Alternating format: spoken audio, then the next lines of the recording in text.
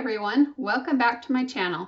Today I have another cool Cricut Halloween project to share. I've wanted to make these Halloween lanterns for so long and I'm so glad I finally got around to doing it. I just love how they turned out and I'm so excited to show you how to make your own.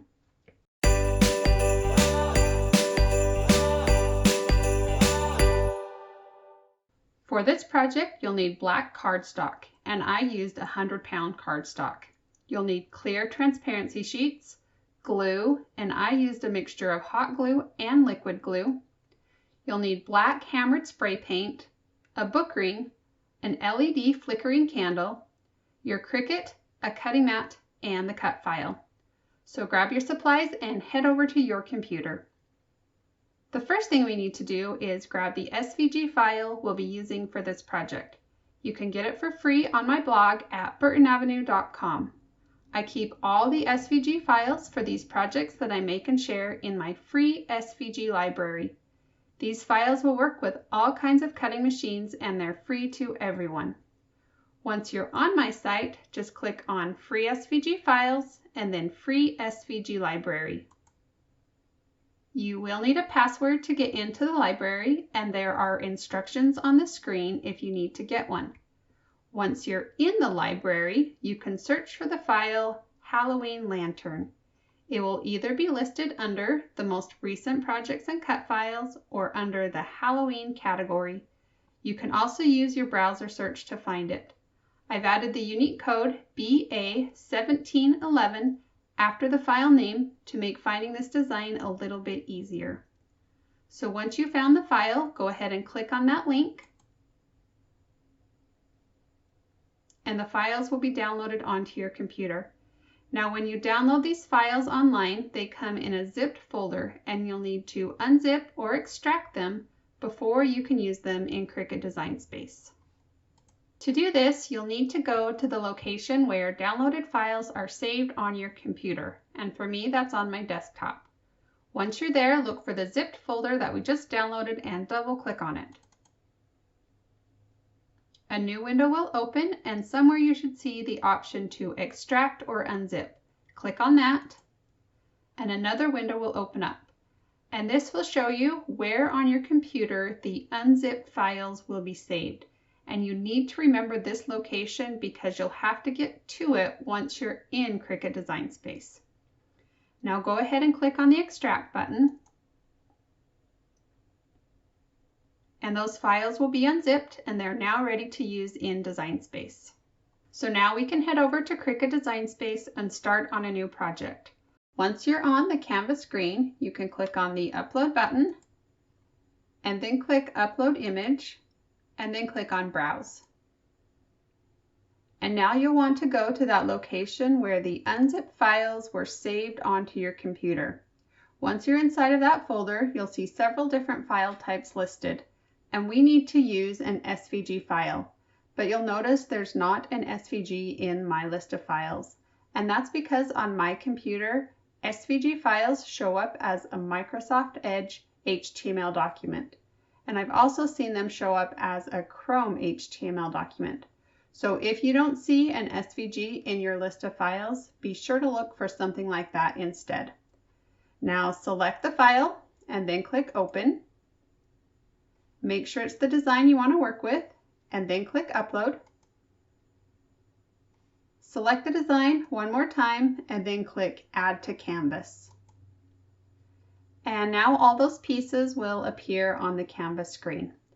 So now we are going to resize everything to create our lantern. And I'm going to make a lantern that is about 5.5 inches wide and around 13 inches tall. And to create that size, you'll want to change the width to 22 inches and you can leave the lock closed and the height will adjust proportionally. So that is pretty much the biggest size you can make this lantern. You can go smaller if you want. The smallest that I would recommend making the lantern is about 4 inches across, which would make it about 10 inches tall. And if you wanted to do that size, you would make the width 15.5 inches instead.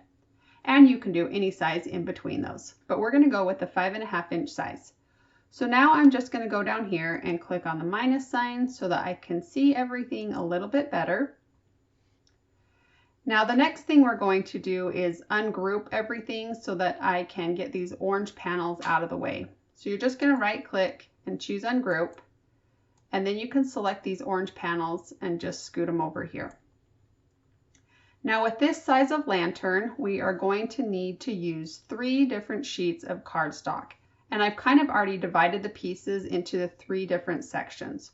So we have one section here with these 2. We have another one with this piece, and then our last one will be with these 3.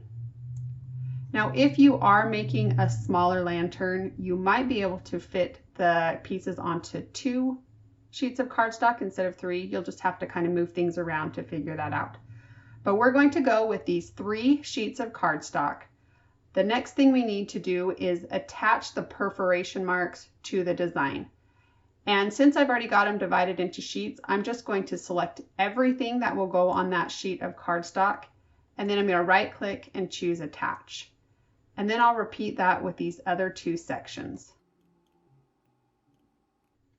So these 3 sections will be cut on black cardstock, and then these 4 panels over here we're actually going to cut on a transparency sheet. And since these are just rectangles, there's really nothing that we need to do with them on the canvas screen. So now everything is set up, ready to go. Let's click on the green Make It button. And then you'll be taken to this screen. And Cricut will divide our design into all these different cutting mats. And like I mentioned, we'll need 3 sheets of cardstock for these pieces. And then down here, we're going to need 2 transparency sheets to cut out those panels. So these panels will actually be cut out of a 8.5 by 11 inch transparency. But when you switch the size, for some reason, Cricut will only allow you to cut 1 panel per sheet. But if you go back and look, you can tell that these are smaller than 8.5 by 11. So I am just going to leave the size at 12 inch by 12 inch. But when I put my transparency sheet on my cutting mat, I'll make sure that I do it horizontal so those 2 panels will fit. And I hope that makes sense. So if everything looks good, we'll click back to panel 1, and then you can click on the green Continue button.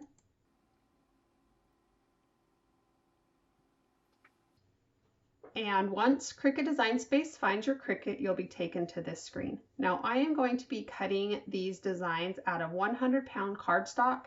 So I turn my dial to Custom, and then I'm going to click on Browse All Materials, and I'm going to choose Heavy Cardstock, and then click Done. And I'm just going to leave my pressure at default. And that's all we need to do here. So now we can go over to the Cricut and load up the cutting mat. So you're going to place a piece of black cardstock on your cutting mat and press it down so it sticks to the mat. Then you can load it into your Cricut by pressing the up and down arrow button. When your Cricut is ready to cut, you'll see the C button light up. Press that and the machine will begin cutting. When everything is cut on the first page, you can press the up and down arrow button again to unload your mat. Remove the cardstock from your cutting mat. You'll want to slightly bend the cutting mat and carefully pull off the cardstock. This should keep the cardstock straight so it doesn't bend or curl. Remove any inside pieces that are left inside of your design, and then use your spatula tool to scrape off those pieces left behind on your mat. Place another piece of cardstock on the cutting mat and repeat those steps until the last 2 sheets have been cut. If you want the transparency panels to be orange, you'll need to send them through your printer before you cut them with your Cricut. I've included a plain orange PDF that you can just open and print so the panels will be orange. Make sure you load the transparency sheets in your printer so that it prints on the textured side. Also, try not to touch the textured side with your fingers. It can leave a residue and the orange ink won't stick. After you've printed, let it dry for a couple of minutes. Then place the transparency sheet on the Cricut mat, shiny side down, and make sure that it's horizontal on your mat. You can place a piece of paper over the top so you can press down on the transparency sheet, and then load it into your Cricut. Go back over to Cricut Design Space and change your custom material to transparency instead. Then you can press the C button on your Cricut and cut all those panels. This step is optional, but I decided to spray all the pieces of the black cardstock with a hammered spray paint. This makes the paper look a little bit like metal. I also painted a book ring the same color, and this will be used at the top of the lantern. After the paint has dried, it's time to assemble the lanterns. We're going to start with the bottom of the lantern first. So grab the 2 bottom pieces and your 4 transparency panels. Add some glue on the borders inside of the lantern. You can also add a few drops of glue onto any of the large pieces inside the border, like on the house, the tree, the moon, etc. Now place the transparency smooth side down onto the glue. Make sure the sheet is centered inside of the border of the lantern frame. It shouldn't go over any of those perforation lines. Try to only touch the edges of the transparency sheets, just to make sure you don't smear the orange ink. You can place a piece of paper over the top so you can press down on the transparency sheet. Repeat this with the other 3 panels. When everything is dry, flip the pieces over and carefully glue on the bats and ghosts. Fold along the perforation lines and then add some glue onto the tabs and glue the 2 pieces together. Next, grab the pieces with the spider webs. Fold those along the perforation lines and then glue those 2 pieces together on the tabs. Add some hot glue on the 4 corners of the lantern and then place the spiderweb section over the top. Make sure everything is straight and then press that section onto the glue. Now grab that long rectangle piece and fold and glue that together. Add some glue onto the tabs and then place that piece on top of the spiderweb section. The tabs of both pieces should match up. Now fold and glue the top triangle piece. Add some glue around the top of the square that's attached to the lantern and then secure the triangle piece in place. Finally, place the book ring through the holes at the top of the lantern. Add a flickering candle inside to complete this project. I found flickering candles that are on a timer, so you can set it and forget it. It turns on for 6 hours and then goes off for 18, and it's just perfect for this project. And I just love the way it turned out. If you enjoyed this project and want to see more like it, be sure to subscribe and click on that notification bell so you'll get notified each time I post a new video.